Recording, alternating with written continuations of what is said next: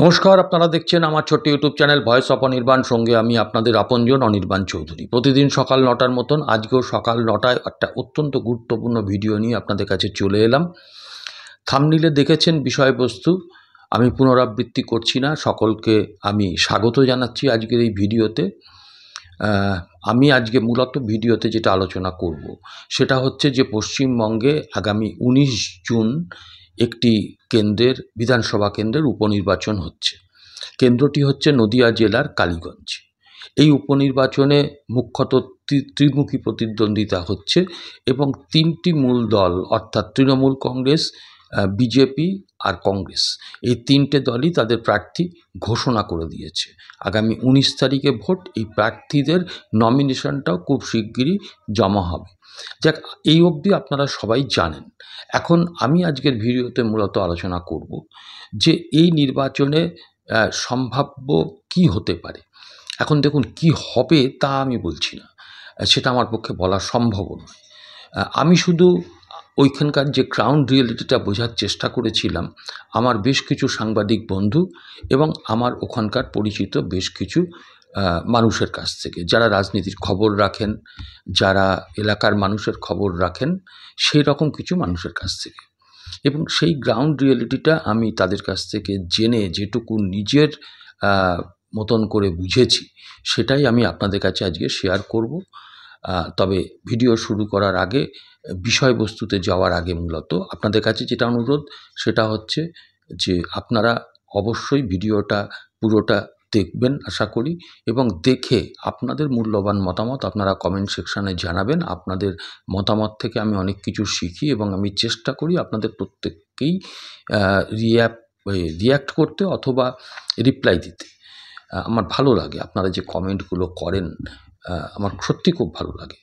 আর দ্বিতীয় কথা হচ্ছে যে যদি আমার এই কয়েক মাসের ইউটিউব চ্যানেল আজকে যে জায়গায় এসছে আপনাদের আশীর্বাদ ভালোবাসায়, যদি আপনারা এই আমার ইউটিউব চ্যানেলটা ভালোবাসেন, যারা আজকে হয়তো প্রথম দেখছেন বা যারা এতদিন হয়তো কোনো কারণে করতে পারেননি, আপনাদের কাছে অনুরোধ যে চ্যানেলটাকে একটু সাবস্ক্রাইব করে পাশের বেল আইকনটাকে প্রেস করে দেবেন, যাতে প্রতিদিন আমার ভিডিওর নোটিফিকেশান সর্বাগ্রে আপনাদের কাছে পৌঁছয়।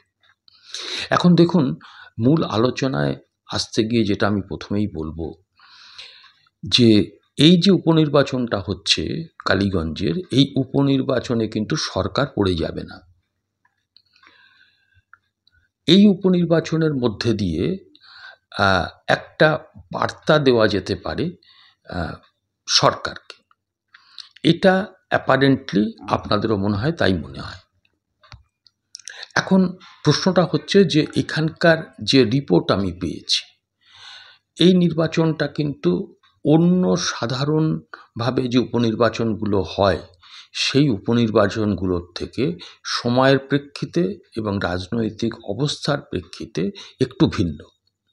কেন ভিন্ন বলছি? কারণ দেখুন, তৃণমূল সরকার তো শাসনে আছে।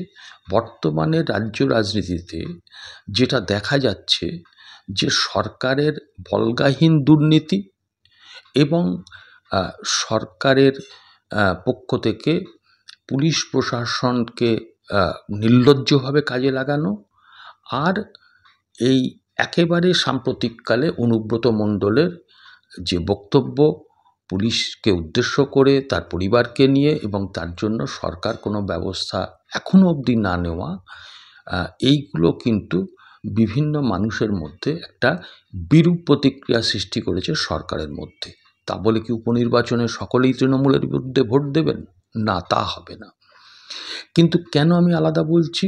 প্রথমত তো হচ্ছে তৃণমূলের এই যে নেগেটিভ বিষয়গুলো, পাশাপাশি এই 2011 পর থেকে ওই সিটটা তৃণমূল যেমন জিতছে, মাঝখানে কিন্তু 2016 সালের নির্বাচনে ওই কেন্দ্রে হাড্ডাহাড্ডি লড়াইয়ের মাধ্যমে 2000-এর কিছু বেশি ভোটে জিতেছিল কংগ্রেস।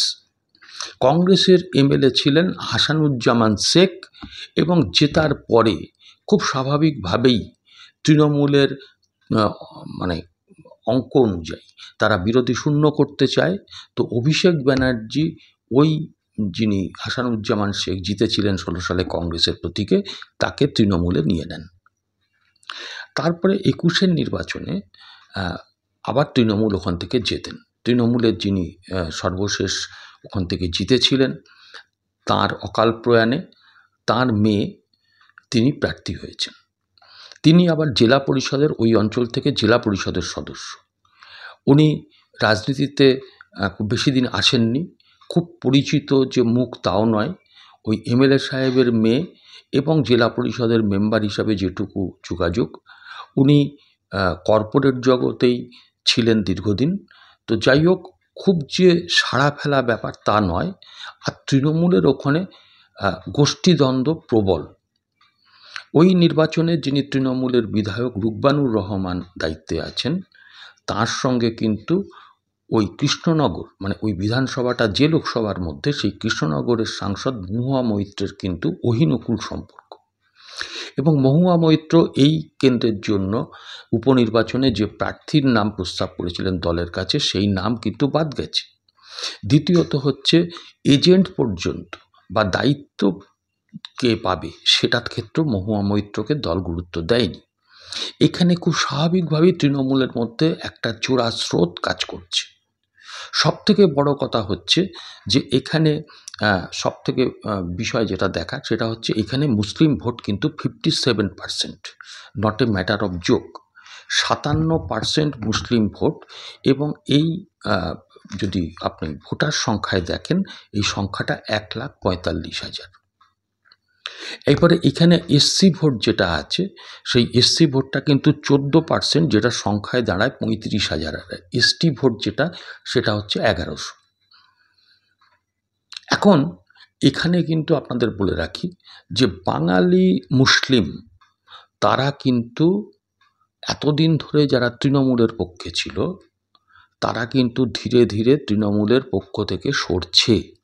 যদি বলেন কেন, দেখুন, আমি যেটা ওই যে বললাম যে আমি যেটা এলাকার মানুষের কাছ থেকে বা ওখানকার সাংবাদিক বন্ধুদের কাছ থেকে বা রাজ্যের সামগ্রিকভাবে যেটুকু জেনেছি, সেটা হচ্ছে এই ওয়াকফ আন্দোলনটা যেটা গড়ে উঠছিল পশ্চিমবাংলায়, এবং মূলত মুসলিমরা তারা বিজেপির বিরুদ্ধে মমতা বন্দ্যোপাধ্যায়কে ভরসা করেই কিন্তু লড়াইটা করছিলেন।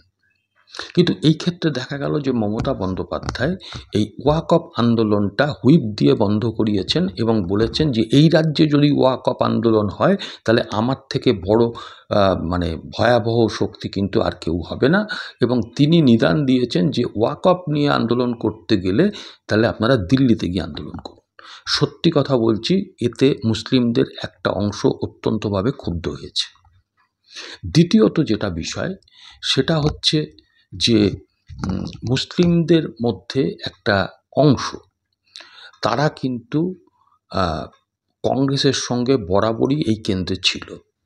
না হলে 2016 সালে কংগ্রেস বামের পক্ষ থেকে যে প্রার্থী দাঁড়িয়েছিল, সেই প্রার্থী হাসানুজ্জামান শেখ জিতলেন কী করে? এবং সবথেকে বড় কথা, সর্বশেষ লোকসভা নির্বাচনে এই কালীগঞ্জ বিধানসভা কেন্দ্রে কৃষ্ণনগর লোকসভায় যিনি দাঁড়িয়েছিলেন সিপিআইএম প্রার্থী এস এম সাদি, তিনি ওই কালীগঞ্জ বিধানসভা কেন্দ্রে তিনি কিন্তু 19% ভোট পান, 19% ভোট। কিভাবে ভোট হয়েছিল আপনারা জানেন। এখন প্রশ্নটা হচ্ছে যে বিজেপির যিনি দাঁড়িয়েছেন, এখন এই বিজেপির মধ্যেও কিন্তু একটা দ্বন্দ্ব কাজ করছে ভেতরে। যদিও ওই প্রার্থী যাকে দাঁড় করিয়েছে তিনিও ওইখানকার স্থানীয় লোক, পুরনো বিজেপির লোক, কিন্তু খুব একটা যে বিরাট নামজাদা কেউ তা কিন্তু নয়। এবং তার পক্ষে এই আভ্যন্তরীণ গোষ্ঠীদ্বন্দ্বটাকে সামাল দেওয়াও সম্ভব হচ্ছে না। এখন এই কালীগঞ্জ যে উপনির্বাচনটা হচ্ছে বিধানসভার, এখানে কিন্তু বামফ্রন্টের মধ্যে থেকে কোনো রকমভাবে কংগ্রেসকে সমর্থন দেওয়ার ক্ষেত্রে কোনো বিরোধিতা করা হয়নি। বামফ্রন্টের মিটিংয়ে সর্বসম্মতক্রমে সিদ্ধান্ত অনুযায়ী কংগ্রেসকে এই সিটটা ছেড়ে দেওয়া হয়েছে। আমি বলবো অত্যন্ত ভালো কাজ হয়েছে। জোট রাজনীতি যদি করতে হয় তাহলে কিছুটা ত্যাগ করতে হয়। 11 সাল পর্যন্ত আরএসপি ওখানে জিতেছে, আরএসপির ওখানে সংগঠনটা ছিল, এটা বাস্তব কথা। সেই সংগঠন কিন্তু এখন আর নেই। তো ওখানে আপনার ওই কেন্দ্রটা হচ্ছে মানে কালীগঞ্জ যে বিধানসভা কেন্দ্র, সেটা হচ্ছে আবার মুর্শিদাবাদ জেলার লাগোয়া। এখন মুর্শিদাবাদে যে ভয়াবহ কাণ্ড হয়ে গেল কিছুদিন আগে, সেইখানে কিন্তু এটা মনে করার কোনো কারণ নেই যে ওই শুভেন্দু অধিকারীর কথা অনুযায়ী হিন্দু হিন্দু ভাই ভাই, সুতরাং সব ওই ভোট গিয়ে বিজেপিতে মারো, তা কিন্তু হবে না।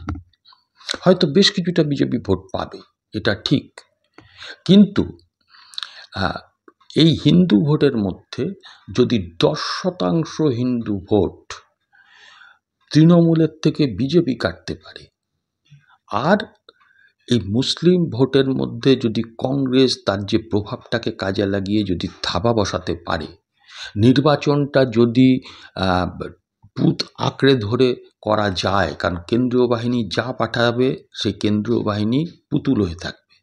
ইলেকশন কমিশন ধরে নিন বিরোধীদের হয়ে কাজ করবে না, কিন্তু তার মধ্যে দাঁড়িয়ে যেভাবে সমবায় নির্বাচনগুলোতে একেবারে মাটির সঙ্গে থেকে মাটি কামড়ে পড়ে জয়গুলো এনেছে বাম এবং কংগ্রেস, কোথাও কোথাও বিজেপি, বিরোধীরা যদি বিশেষ করে বাম এবং কংগ্রেস, আমি আবারও বলছি, যদি শক্ত করে তাদের সাংগঠনিক শক্তিটাকে দিয়ে বুথ স্তরটাকে আঁকড়ে ধরতে পারে।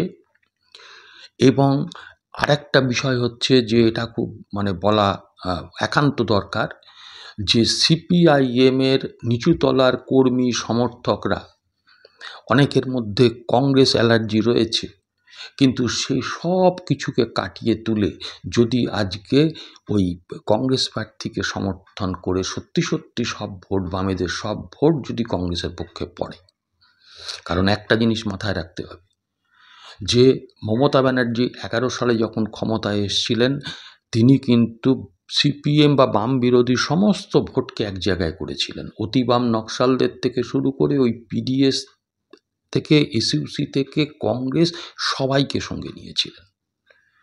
আজকে কিন্তু সেই জায়গাটায় অন্তরায় হচ্ছে যে বিরোধী ভোটটা ভাগ হওয়া।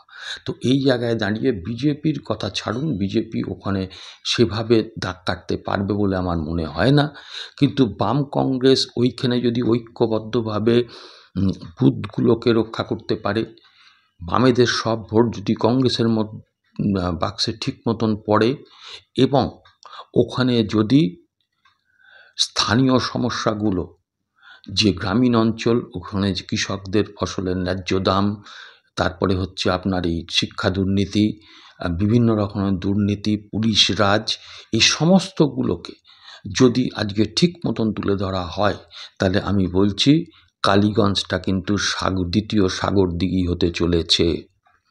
সাগরদিঘিতে কিন্তু বাম এবং কংগ্রেস মিলেই কংগ্রেস প্রার্থী জয়লাভ করেছিল।